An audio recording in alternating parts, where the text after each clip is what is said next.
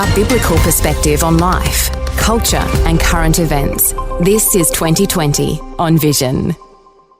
Well, one of those, you might even call it a ticklish conversation coming over these next few minutes as we get our focus on truth. And I'm talking about telling the truth. Have you ever been tempted to tell a lie or two? Probably very few of us have gone through our lives and not pushed the boundaries somewhere along the way. Bill Muehlenberg's been thinking about truth and the way it gets used, whether it's in a state of nations who are at war with one another. And it might even come down to those little things that happen in our relationships. Is it ever right to tell a little white lie? What about big black lies? Let's get into a conversation with Bill Muehlenberg from Culture Watch, who's back with us. Hey, Bill, welcome back to 2020. Thanks again, Neil. Bill, I guess you've been thinking about truth and deception around the things that have been coming out in the big stories around nations at war. What's led you into this?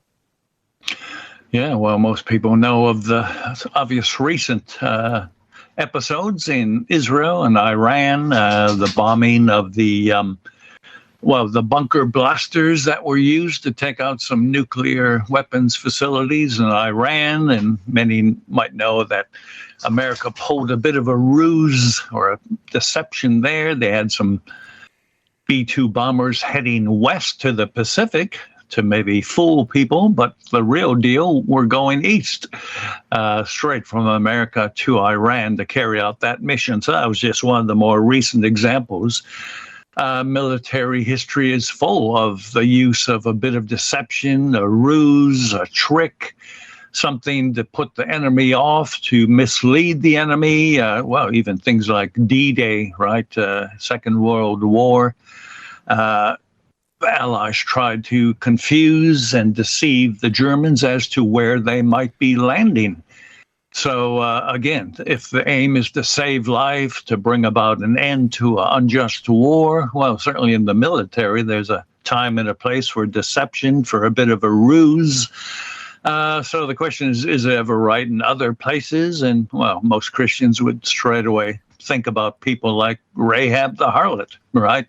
Lying about the spies that were being hid in her home to keep them alive for God's purposes. More recently, right, Corrie ten Boom, again in the war, hiding Jews and not feeling the need to tell the full truth to the Nazis who came knocking on her door. So we have a lot of these examples, and the Bible has quite a few. So something worth thinking about. How do we actually understand the ninth commandment? Yes, well, telling the truth, I think we can all appreciate when you start to share the issues that come about when you have nation against nation in war. Lives are at risk, whole civilizations, you could say, are at risk. And the necessity for being able to keep confidences. That old saying comes to mind, loose lips sink ships. In other words, don't tell the truth about the position of our aircraft or our ships because, that can mean big defeat. But closer to home, I guess it's honesty in the intimacy of our relationships which actually strengthens us. So is there a two-tiered way we'd be thinking about truth here, Bill? What are your thoughts? Well, philosophers, theologians, and others have asked, what exactly is truth? Just as the sixth commandment says, it says specifically you should not commit murder, but many think, it means all killing. Well, no, it's more qualified. There's a place for self-defense and so on. Same here with the ninth commandment. Is there a place for withholding truth to some who may not deserve it? Again, when the Nazis were knocking on the door, at Corrie ten Boom's house in Holland, as she was hiding Jews from being, taken prisoner, tortured, and murdered. She felt the Nazis did not have, in this case, the right to be told the truth. And I think there's this case where we can make that, generally speaking, sure, we tell truth, but there can be issues where, even in more mundane issues, right? Another piece I just wrote after this one was on the issue of dementia and loved ones, elderly members of the family whose mind really is starting to go. And often those caring for them, family members, doctors, nurses, all tend to agree that sometimes not always telling them the full truth about everything may be the most loving and kind thing to do in their condition.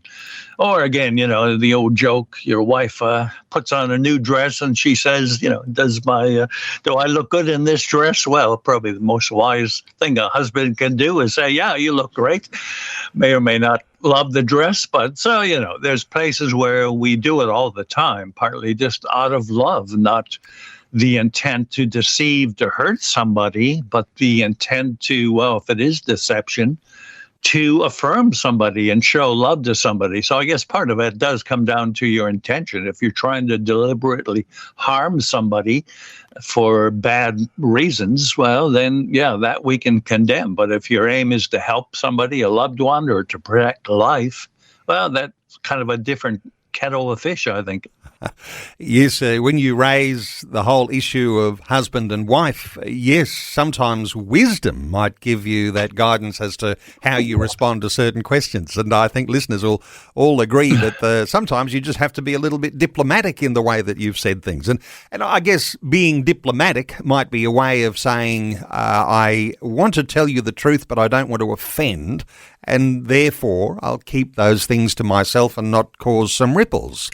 It happens in business too, doesn't it? Because business relationships, very important. Sometimes you can't talk about the terms of a contract because of the issues of what's commercial in confidence, because you could destroy a whole lot of things if you came out with the truth about what you paid for that or those sorts of things. So making sense of that, Bill, how do we actually then correlate that? How do we then make sense that Jesus says, I am the way, the truth, and the life? So we have truth embodied in a person there, and how we actually understand the way we do truth telling in all of that. Yeah, well, again, the norm, the general rule of thumb is, tell the truth. But again, slightly more nuanced position would be, this is not, by the way, situation ethics where everything is relative. Truth is an absolute, and we should, generally speaking, tell the truth. But, well, there's another issue not every Christian agrees with. It's what we call conflicting absolutes, right? Telling truth might well be a good absolute to adhere to, but guess what? So too is protecting innocent life. So what happens when it seems like those two come into conflict, right? If you told the complete truth and didn't hold anything back, again, the Jews you might be hiding in your back room will be taken by the Nazis and killed. So if there's a conflict in this way, well, then you have to talk about, in this situation, does one absolute perhaps take precedence over the other? We're not, again, trying to harm people when we lie, and lies can be used for that very reason, to harm others, rip people off in a business deal. As you kind of noted, there's a place for being wise in business, but you can deceive a buyer. It's a great car I got here. It's, it's only got 20,000 kilometers on it, when in fact it's, 20 years old, it's got 150,000 Ks on it, and it's going to break down at any time. So that's going to harm the person you're talking to. That's a lie that isn't worth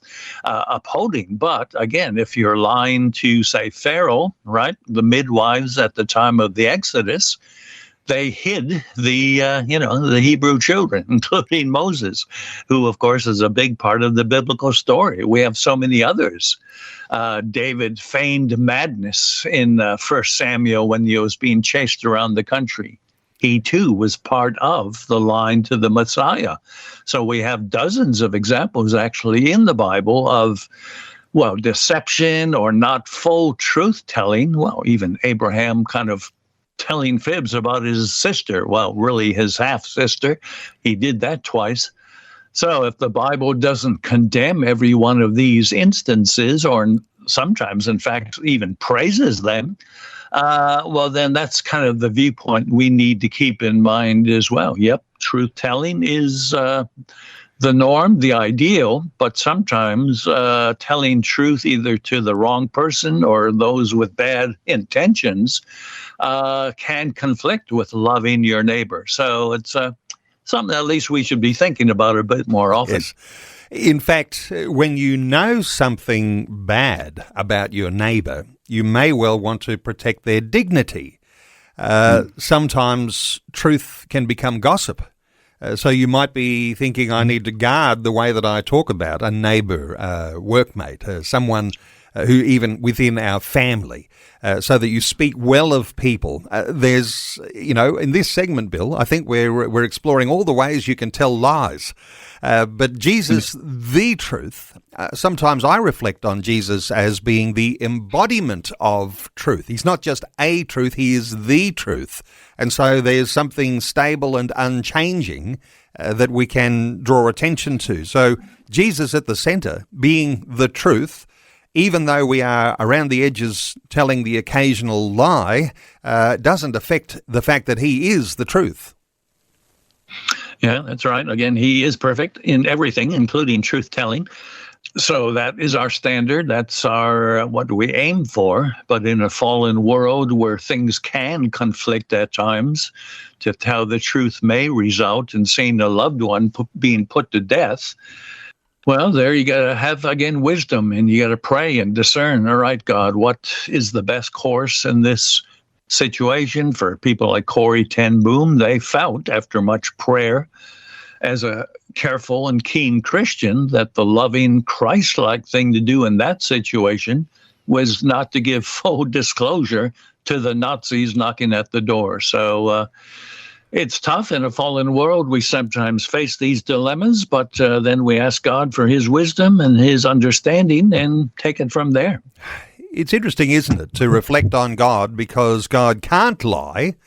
There's no other higher power for him to endeavour to deceive.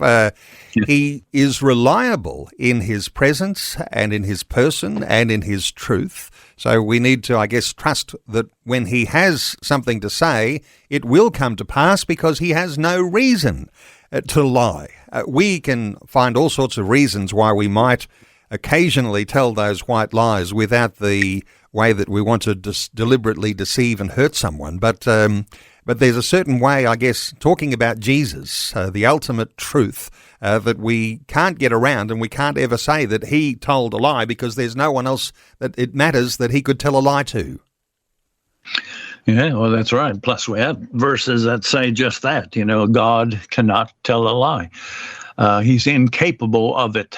He's always truthful. So again, wisdom, prayer, discernment, again, even in small things. Your wife makes a meal. You think, oh, that's actually not very good. It's kind of burnt, and I think she missed a few things in the recipe.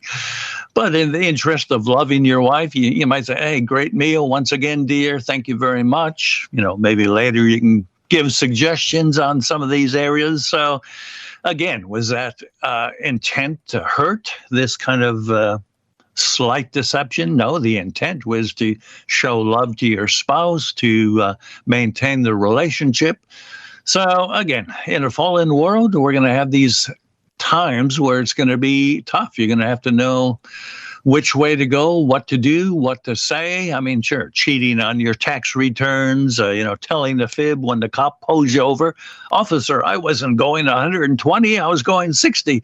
Obvious things to save your neck. That's, not being affirmed here, condoned here. But those tough times when either life is at risk or relationships can be jeopardized by, being a little bit too fast with the truth. Sometimes, the loving thing to do is, again, seek God and try to get the best outcome in a given situation. Bill, love your wisdom and just drawing out a whole lot of these things today. And what I feel like, what you glean from hearing you reflect on this is that God is love, and in his perfection we align ourselves in our identity with him, and therefore our motives change to be good. So our motives don't then change to be disruptive, destructive, deceptive, because knowing God, knowing Christ, we have love for one another, and that's going to change the whole outlook. And so the way that we think about lies and deception, while there are going to be white lies, they're not about destroying people's lives. Hey, for listeners to check out what Bill is talking about, and I guess we got off on a whole bunch of different tangents here, but the article we've been talking about is about war and peace, ruses and deception, and around some of the military things that have been going on around the world. You might want to check out that article. You can do so at billmuehlenberg.com. You can simply Google Culture Watch, one word. Bill, thanks so much for another great segment today on 2020. Thanks again, Neil. Thanks for taking time to listen to this audio on demand from Vision Christian Media. To find out more about us, go to vision.org.au.